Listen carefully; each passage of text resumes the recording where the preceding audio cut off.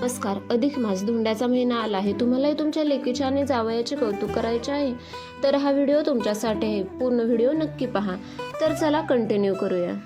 हिंदू संस्कृतीमध्ये अनेक सण उत्सव येतात, पण अधिक मास हा असा काळ आहे जो दर 3 वर्षांनी येतो. हा काळ प्रापंचिक धावपळीतून थांबून नात्यांचा परमेश्वराशी मिलाप घडवून आणण्याचा काळ आहे. याला सामान्य भाषेत आपण धोंड्याचा महिना म्हणतो. आज आपण या विधीमध्ये नक्की काय करावे, कसे करावे आणि कधी करावे, काय दान द्यावे, या सगळ्या उत्साहाच्या मागे कोणते आध्यात्मिक आणि धार्मिक विज्ञान दडलेले आहे याचा संपूर्ण वेध या विस्तृत संवादातून जाणून घेणार आहोत. अधिक मासाची निर्मिती कशी होते? आपल्या पंचांगात 2 प्रकारची वर्ष मानले जातात, सूर्यवर्ष आणि चंद्रवर्ष. सूर्यवर्ष 365 दिवस 5 तास आणि 48 मिनिटे आणि 46 सेकंदाचे असते, तर चंद्रवर्ष 354 दिवसांचे असते. या दोन्ही वर्षांमध्ये दरवर्षी सुमारे 11 दिवसांचा फरक पडतो. हा फरक 3 वर्षात मिळून अंदाजे 1 महिन्याचा म्हणजे 29 ते 30 दिवसांचा होतो. हा काळ निसर्गाशी आणि ऋतुचक्राशी सुसंगत राहावा म्हणून आपले ऋषीमुनी आणि खगोलशास्त्रज्ञांनी दर 32 महिने 16 दिवस आणि 4 घटीनंतर पंचांगात एक अतिरिक्त महिना जोडला. यालाच अधिक मास म्हणतात.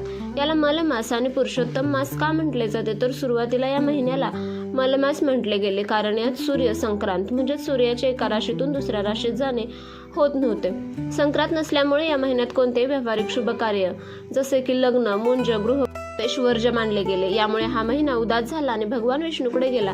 भगवान विष्णूने या महिन्याचे दुःख पाहिले आणि त्याला स्वतःचे नाव दिले पुरुषोत्तम मास. विष्णू म्हणाले, या महिन्याचे अधिपत्य मी स्वतः करेन. जो मनुष्य या महिन्यात माझी भक्ती करेल, दान धर्म करेल, त्याला इतर महिन्यापेक्षा अनंतपटीने अधिक फळ मिळेल. हा विधी कधी करावा आणि कसा करावा तर अधिक मासाचे जे 30 दिवस असतात त्या संपूर्ण काळात हा विधी करता येतो, परंतु शास्त्राने काही तिथी अत्यंत शुभ मानले आहेत. शुक्ल किंवा कृष्ण पक्षातील एकादशी, विष्णूंचा प्रिय दिवस, तसेच दीप पुष्कर किंवा त्रिपुष्कर योग असलेले दिवस, पौर्णिमा किंवा अमावस्या, गुरुवार किंवा बुधवार.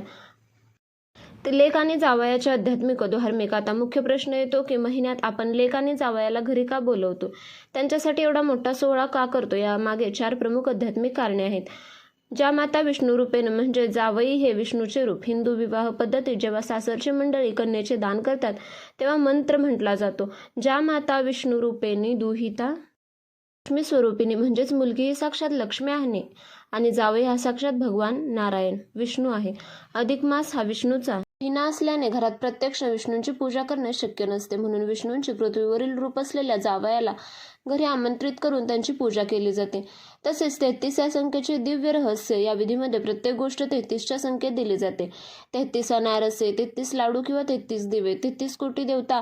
आपल्या सनातन धर्मात 33 कोटी प्रकारच्या देवता मानल्या आहेत. यामध्ये 8 वसू, 11 रुद्र, 12 आदित्य, 1 प्रजापती आणि 1 वशिष्ठकार यांचा समावेश होतो. जेव्हा आपण विष्णुरूपी जावयाला 33 वस्तूंचे दान करतो तेव्हा आपण ब्रह्मांडातील या सर्व 33 कोटी दैवी शक्तींना तृप्त करत असतो. आता पाहूया कालचक्राचा आदर. अंदाजे 33 महिन्यांनी येतो, म्हणून काळाच्या या चक्राला कृतज्ञता वाहण्यासाठी 33 ही संख्या निश्चित केली गेली आहे.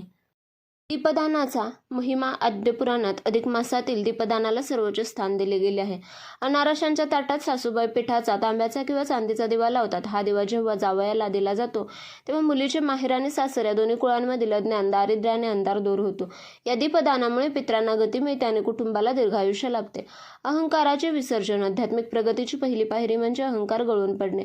सासू सासरे हे वयाने, अनुभवाने जावयापेक्षा मोठे असतात, परंतु विधी दरम्यान ते जावयाचे पाय धुतात, त्यांना वंदन करतात. हा विधी माणसाला शिकवतो की नात्यांमध्ये वयापेक्षा पद आणि देवीभाव मोठा असतो.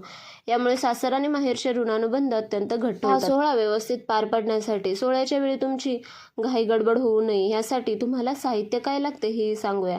तर तुम्हाला स्वच्छ 2 धुतलेले पाट हवे आहेत लेक आणि जावयासाठी. तसेच तांब्या, ताम्हण, पळी, पंचपात्र शक्यतो तांब्याची किंवा चांदीची असावे. हळद, कुंकू, सुवासिक चंदन, गंध, अक्षदा, विड्याची पाने, 6 ते 10 नग, सुपाऱ्या, नाणी दक्षिणेसाठी.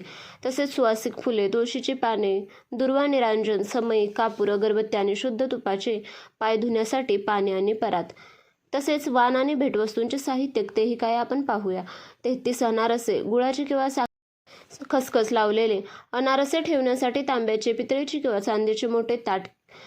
तसेच दीपदानाचा दिवा, 33 वाती एकत्र करून तयार केलेला मोठा दिवा. हा दिवा पिठाचा, तांब्याचा किंवा चांदीचा असावा. तसेच जावयासाठी वस्त्र, लेकीसाठी साडी, ब्लाउज पीस आणि हिरव्या बांगड्या, तसेच ऐपतीप्रमाणे सोन्याची अंगठी किंवा चांदीचा चमचा, चांदीचे नाणे किंवा तुम्हाला अजून काही द्यायचे असेल तर ते तुम्ही घेऊ शकता. तसेच जावई आणि लेक घराच्या उंबरठ्यावर आले की घरातील सुवासिनींनी म्हणजे सासूबाई आणि इतर स्त्रियांनी त्यांना उंबरठ्यावरच जावयाच्या पायावर थोडे कोमट पाणी घालावे. सासूबाईंनी कुंकू लावून अक्षता टाकून निरंजनाने लेक जावयाचे औक्षण करावे, तसेच त्यांना आत घ्यावे. आता पुढे पाहूया पाद्यपूजा म्हणजेच पाय धुण्याचा विधी. हे झाल्यानंतर देवाचा देव्हारा असलेल्या खोलीत किंवा हॉलमध्ये 2 सुशोभित पाट पूर्व दिशेला तोंड करून ठेवावेत. जावयाला उजव्या पाटावर आणि लेकीला त्यांच्या डाव्या बाजूला बसवावे. ते जावयाचे पाय घेऊन ते स्वच्छ धुवावेत. स्वच्छ टॉवेलने त्यांचे पाय पुसावेत आणि पायाला हळद कुंकू लावावे. सासऱ्यांनी जावयाच्या कपाळावर सुवासिक चंदनाचा टिळा लावावा आणि त्यावर अक्षदा लावाव्यात. लेकीला सासूबाईंनी हळद कुंकू लावावे, म्हणजेच तिच्या आईने हळद कुंकू लावावे. जावयाच्या उजव्या हातावर विड्याची 2 पाने, 1 सुपारी, 1 फुल आणि काही दक्षिणा ठेवावी. त्यावर सासू सासऱ्यांनी पाणी सोडावे आणि मनात संकल्प करावा, हे भगवान पुरुषोत्तमा, आज अधिक मासाच्या निमित्ताने मी माझ्या जावयाच्या रूपाने तुझे पूजे करत आहे. माझ्या मुलीचा संसार सुखाचा कर, आमच्या कुटुंबाला आरोग्य आणि समृद्धी दे. जावयाने तो विडा देवापुढे किंवा पाटाशेजारी ठेवावा आणि सासू सासऱ्यांच्या चरणांना स्पर्श करून आशीर्वाद घ्यावा. अधिक मासात अनारशांना प्राधान्य दिले जाते. पानात डाव्या बाजूला किंवा मध्यभागी 2-3 अनारसे काढावेत व ते त्यांना द्यावेत. जर अनारसे शक्य नसतील तर पुरणपोळी, मालपोळी किंवा दुधाची खीर करावी. मग तसेच मऊ भात, पिवळे वरण, साजूक तूप, बटाट्याची सुकी भाजी, मटार किंवा मिक्स भाजी, पुरी किंवा चपाती, कोशिंबीर, पापड, भजी अशा प्रकारे त्यांना पक्वान करावे. तसेच यानंतर जावयांना गोड घास भरवण्याचा विधी करावा. तो सासूने किंवा मेहुण्याने कोणीही केला तरी चालतो. तसेच जावई जेवायला बसण्यापूर्वी त्यांच्या पानावरील सर्व पदार्थांची पूजा करावी. जावयाने पहिला घास तोंडात घेण्यापूर्वी तो सासूबाईने किंवा मेहुण्याने जावयाच्या तोंडात सोन्याची अंगठी किंवा चांदीचा चमचा आडवा धरावा आणि त्या अंगठी किंवा चमच्याच्या स्पर्शाने सासूबाईंनी जावयाला पहिला गोड घास भरवावा, अशी प्रथा आहे. गोड घास प्रेमाने भरवावा. या विधीला सोन्याचा चांदीने गोड तोंड करणे असे म्हणतात. तसेच वाण देण्याची पारंपरिक पद्धत. जेवण झाल्यानंतर ताटाची मांडणी करावी. एका चांदीच्या किंवा तांब्याच्या मोठ्या ताटात 33 अनारसे वर्तुळाकार मांडून ठेवावेत. प्रत्येक अनारसावर 1-1 तुळशीचे पान ठेवावे. ताटाच्या अगदी मध्यभागी 33 वाती एकत्र करून तयार केलेला तुपाचा दिवा ठेवावा आणि जावयाला आणि लेकीला पुन्हा पाटावर बसवावे.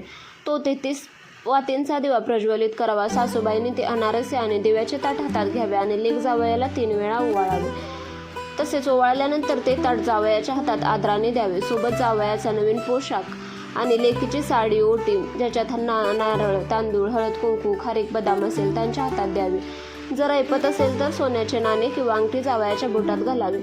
आजचे युग धावपळीचे आहे. प्रत्येकाला जुन्या पद्धतीने सर्वच नियम पाळणे शक्य होत नाही. शास्त्र हे लवचिक असते, त्यात भाव हा महत्त्वाचा असतो. जर काही अडचणी असतील तर तुम्ही सोयीस्कर बदल करू शकता. पदार्थांमधील बदल. जर जावयाला किंवा कुटुंबाला अनारसे आवडत नसतील किंवा आरोग्याच्या काळजीने ते चालत नसतील तर 33 अनारसांऐवजी 33 लाडू, 33 पेढे, 33 मैसूर पाक किंवा 33 कोणतेही फळ म्हणजे सफरचंद वगैरे तुम्ही वाण म्हणून देऊ शकता. तसेच दिव्यांमधील बदल. जर 33 वातींचा दिवा तयार करणे कठीण असेल तर चांदीच्या निरंजनात किंवा समईमध्ये 33 वाती एकत्र करून तो दिवा देखील पूजेत वापरता येतो. तसेच भेटवस्तूंचा आधुनिक पर्याय. जर आजकाल कपड्यांचे माप किंवा आवड निवड कळत नाही अशा वेळी तुम्ही लेक जावयाला एखादे वेगळे गिफ्ट देऊ शकता किंवा रोख रक्कम पाकिटात देऊ शकता. शास्त्रानुसार हा विधी करताना काही गोष्टींची काळजी घेणे आवश्यक आहे. अहंकाररहित भाव. हा सोहळा करताना मनात मी खर्च करतोय किंवा मी किती मोठे वाण देतोय असा अहंकार अजिबात नसावा. साधे जेवण दिले तरी चालेल, पण ते प्रेमाने दिलेले असावे. तसेच शेजाऱ्यांनी किंवा नातेवाईकांनी मोठे दागिने दिले म्हणून आपणही कर्ज काढून जावयाला सोने दिले पाहिजे असे नाही. आपल्या खिशाला परवडेल असेच वाण द्यावे. तसेच विष्णूला केवळ भक्ती हवी असते, बडेजाव नाही. लेकीचा मान. हा सण जितका जावयाचा आहे तितकाच तो आपल्या स्वतःच्या लेकीचा आहे. तिला कधी कमी लेखू नये. तिचे कौतुक करून तिलाही तिच्या आवडीची वस्तू नक्की द्यावी. तसेच पूजेच्या वेळी घरात कोणताही कलह, चिडचिड किंवा वाद नसावा. वातावरण अधिक सात्विक आणि शांत असावे. अन्नाचा अपव्यय टाळावा. जेवणाचा बेतातच असावा. अन्न वाया जाणार नाही याची काळजी घ्यावी. अशा प्रकारे आज आपल्या घरी अधिक मासात लेक जावयाचे पूजन सोहळा कसा करावा याबद्दल आपण संपूर्ण माहिती पाहिली. शास्त्रोक्त पद्धतीने संपन्न कसा करता येईल अत्यंत थाटामाटात तेही पाहिले. नात्यांमध्ये ओलावा निर्माण करणारा आणि आध्यात्मिक पुण्य देणारा हा क्षण आपल्या सर्वांच्या स्मरणात राहील. शेवटी आपण भगवान पुरुषोत्तमाकडे हीच प्रार्थना करावी की हे नारायणा, आमच्या मुलाबाळांना सुखात ठेव, त्यांच्या संसाराला यश, कीर्ती आणि ऐश्वर्य दे. दोन्ही कुटुंबामध्ये असेच प्रेमाने जिव्हाळा अखंड राहू दे. तर अशा प्रकारे मी आशा करते की तुम्हाला हा व्हिडिओ आवडला असेल तर प्लीज चॅनलला सबस्क्राईब करायला विसरू नका. लाईक आणि शेअरही जरूर करा. पुन्हा भेटूया अशाच एका नवीन व्हिडिओमध्ये. तोपर्यंत धन्यवाद.